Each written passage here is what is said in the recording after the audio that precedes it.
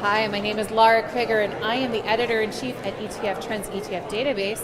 I am here with Ed Rosenburg, who's the Senior Vice President and Head of ETFs for American Century Investments. Also here with Sandra Testani, who is the Head of ETFs and Product Development for American Century Investments. And we're here at the inaugural Exchange ETF Conference. Welcome. Thank you for having us. Thanks, Lara. Yes, so excited to have you here. So, I've been hearing a lot of chatter about fixed income while we're here.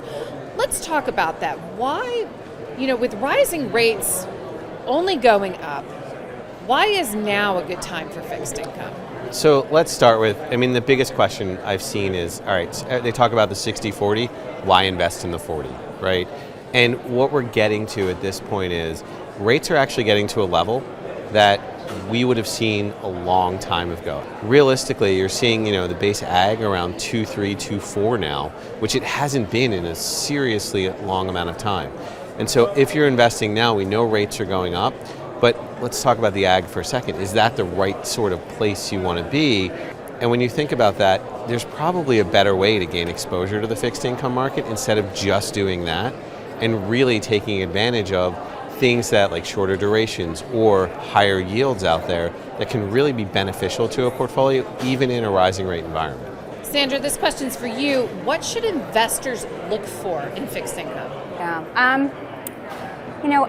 Clearly the fixed income markets have a wide variety of different risk and return characteristics. We think that active management is really critical in the fixed income markets, especially in this environment today.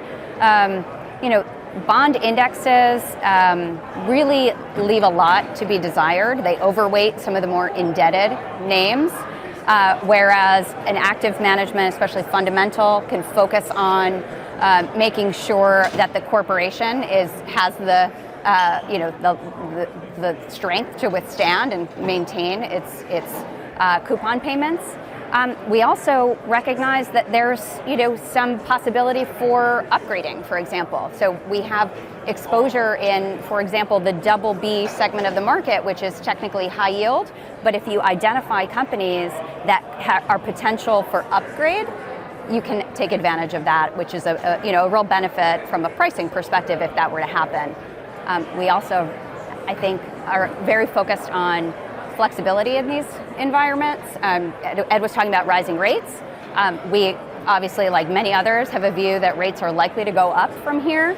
So we've positioned our portfolios, from the onset of the year in advance to be a bit short relative to the various benchmarks so that we can be a bit more protective and a little bit more defensive, keeping dry powder and then being able to take advantage as opportunities uncover themselves. That makes a lot of sense. So you mentioned active management. What sets the American Century approach to active management apart from the rest? What I would say about that is one of the things we're doing is we're constantly looking at the portfolios, right? Our portfolio managers are going into what they feel are bonds that are advantageous to the market. That's one. So they're looking for outperformance through bond selection. The other thing they're doing is they're constantly looking at their duration. They're either shortening their duration if they think rates are going to go up, or they might lengthen it a little bit if they think they're going to come down, or vice versa. If they think nothing's going to happen, they may stay in the middle. So Sandra, what sorts of opportunities are you seeing in the fixed income market right now? I can give a couple different examples. I mentioned within investment grade, within our corporate bond strategies, right now, given where rates have been, we've actually been able to invest in the new issue market. There's been a lot of new issuance, companies that are coming out trying to take advantage before rates continue to rise in refinancing. And when they do that, they have to offer concessions to get investors to sell what they currently own and then be able to reinvest. And so by being active in the new issue market, we are able to sort of add additional yield to the portfolio. That would be one example.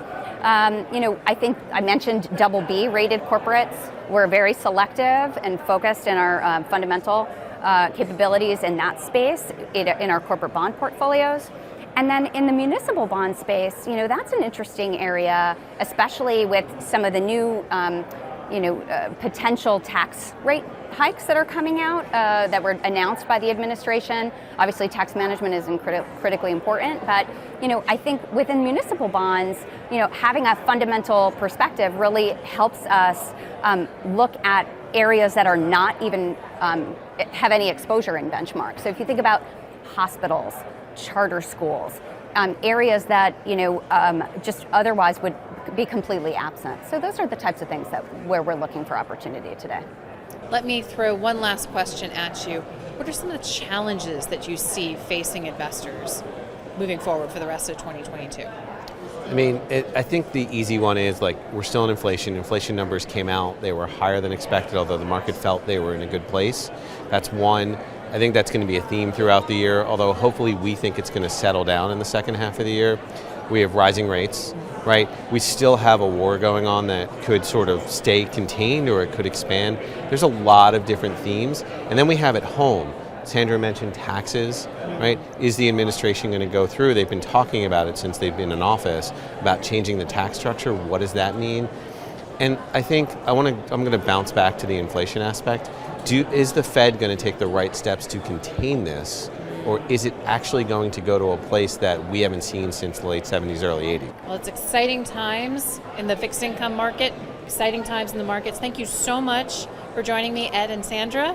It's been a pleasure chatting with you. And thank you for watching, and we will see you next time.